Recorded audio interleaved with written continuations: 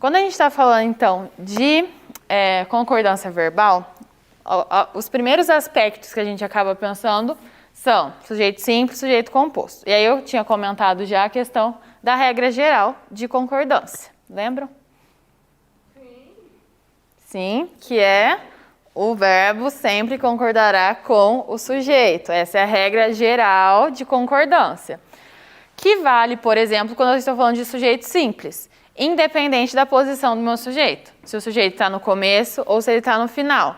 Se é sujeito simples, o verbo vai concordar. Então, não importa se eu falo assim, Nicole estudou para a prova, ou estudou para a prova Nicole.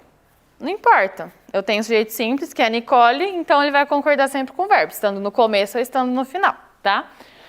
Diferente do sujeito composto. Por quê? Quando eu tenho sujeito composto, eu tenho que pensar que se o sujeito composto está iniciando a oração e o verbo aparece depois dele, ele vai ter que concordar, né? O verbo vai concordar com esse sujeito composto, então ele vai ficar no plural.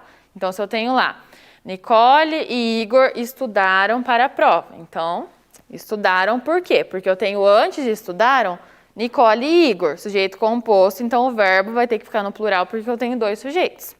Mas, se eu tenho uma alteração e esse verbo aparece antes do sujeito, aí eu tenho duas possibilidades, que são ou o verbo continua concordando com os dois sujeitos, ou ele concorda com o mais próximo.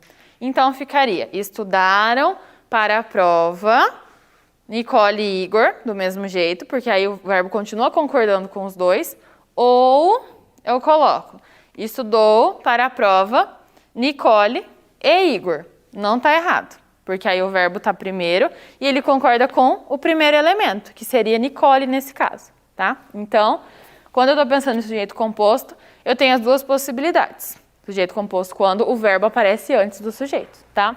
Que é o que eu tinha falado já antes para vocês.